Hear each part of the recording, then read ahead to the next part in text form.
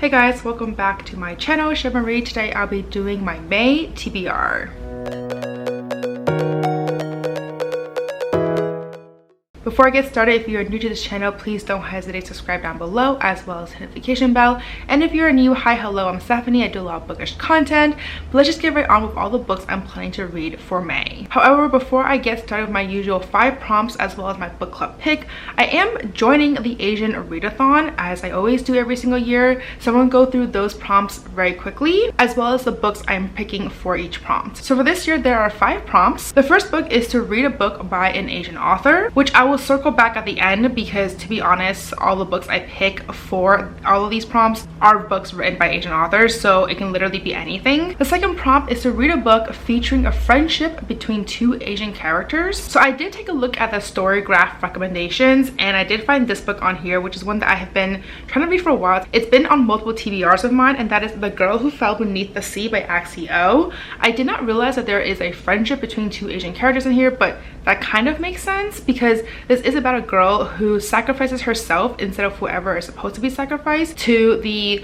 sea god, where they do this tithe every so often, the village, and it is a way for them to appease the god and hope that the sea god will look upon them favorably, give them good harvests, bountiful fish, etc. And she goes into the sea and finds out that the sea god is actually asleep, and then she goes on this adventure to wake the sea god up and hopefully fix all the village's problems. So I'm not surprised that there's some sort of friendship in here. The next prompt over here is to read a book featuring identity as well as self-discovery. For this one, once again, I did look at story graph to look at recommendations, and I found this one on here, and that is The Last Tale of the Flower Bride by Roshni Shakshi.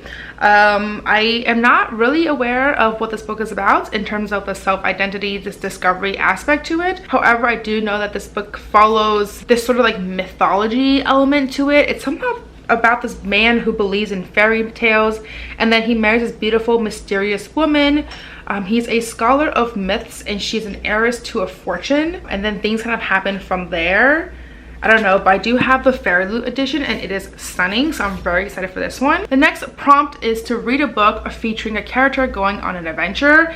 Once again, I'm gonna go with The Girl Who Fell Beneath the Sea by AAPI. She's going on an adventure. She's literally being thrown into the sea as a sacrifice, and then she goes on an adventure to wake the sea god up. So definitely fulfills that. Then this last prompt is the most unique one, and that is to read a book featuring an Asian character who is either a hot mess, famous, or eccentric. Once again, I looked at the story graph recommendations and I found this one on there, which kind of makes sense because the man marries this mysterious, beautiful woman, and he's also seems like an eccentric person too, so I feel like that definitely fulfills this. So basically, my entire readathon will be fulfilled by these 2 books, but if I do want to challenge myself, I did throw on a 3rd book in case I want to do a book that's separate from these 2 for the prompt that is read a book by an Asian author, by going with Magic Steeped in Poison by Judy Island. This is another book that's on multiple TBRs of mine, so I figured if I read this one, great, because I wanted to read this one soon anyway. So these are essentially the 2/3 books I'll be reading for the Asian readathon. Very excited. All right, now moving on to my usual book club pick, and that is Marvelous by Molly Greeley. This is a book that is historical fiction or historical fantasy. It's basically based on the true story of Beauty and the Beast with this historical fantasy twist to it. We'll see how this goes. I really love fairy tales. As soon as I saw this it's a retelling of Beauty and the Beast, I was hooked, and thankfully a lot of people in my book club are also hooked because we all voted on this one, so very excited to dive into this one. All right, now that those books are all over, moving on to my normal 5 prompts. I have my laptop over here, and because this is AAPI month, I do want to have an emphasis on Asian books for these prompts. So basically, whatever prompts I generate, hopefully I will be able to pick an Asian book that also fulfills this too. So first prompt over here is going to be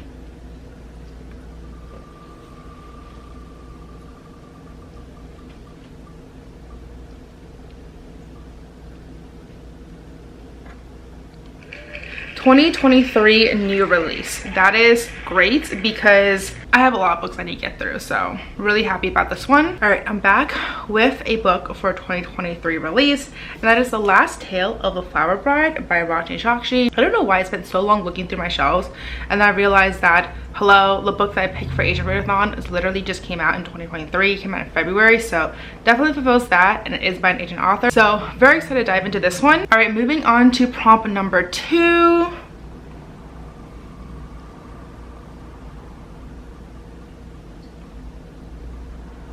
Oh no, no, no, no, no. Oh no. Over 500 plus pages? Bruh. I'm already struggling with like the books I picked up for April because there's a few chunkers and I haven't even gotten through those yet.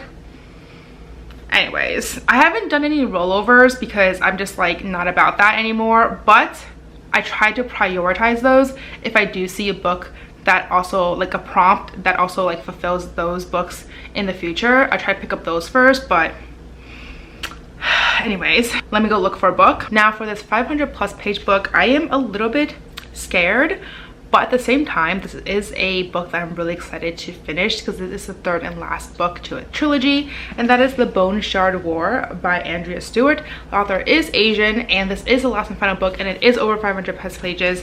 It is 580 something pages, or actually no, it's 600 pages, so definitely exceeded that aspect. I'm very excited to dive into this one. I love the series so much, and I cannot wait to just finish the series and just find out what happens. There are these creatures in here that are just so endearing, and I love it. So highly recommend the series if you haven't picked it up yet, because the last book is out, which means the entire series is completed, so you don't have to wait for year after year for it to be done. It is done now. You can binge it, and I cannot wait to read this. Okay, moving on to prompt number 3. There aren't that many prompts left.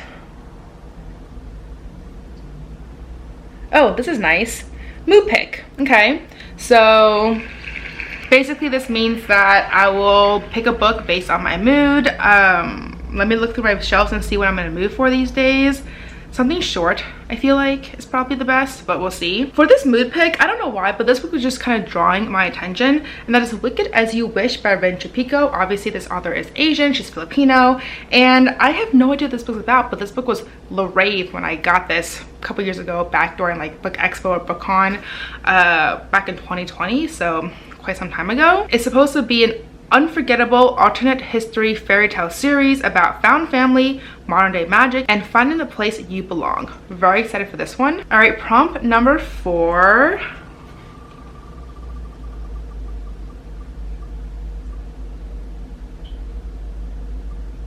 Oh, okay. Written by a LGBTQ plus author. I think I have a book that's perfect for that. I just have to make sure that this author is LGBTQ plus, but I'm pretty sure she is, just based on the books that she's written. So let me double check and I'll be right back. So the author that I was gonna look for that I thought was LGBTQ plus, I could not tell, and the book that I was gonna pick for that author did not specify if any of the characters were LGBTQ plus, so I was like, I don't want to like pick it up in case that isn't. So I'm gonna go with this other book that I found, which I was not able to verify if the author herself is LGBTQ plus, but I do know that the character is a closeted lesbian, so I feel like if the author isn't, at least the character is. I'm gonna pick up Blackwater Sister by Zen Cho. This book is basically about a woman who like starts hearing voices in her head, and she's like, this is just stress. Turns out this is actually her estranged grandmother, who is a ghost now. And it says, in life, Ama, who is the Chinese word for grandmother, is a spirit medium, or she was. She is an avatar of a mysterious deity called the Blackwater Sister. Now she's determined to settle a score against a business magnate who has offended the god, and she decided Jess is going to help her whether Jess wants to or not. I'm super intrigued by this book. I'm very excited for it. And now finally, the 5th prompt.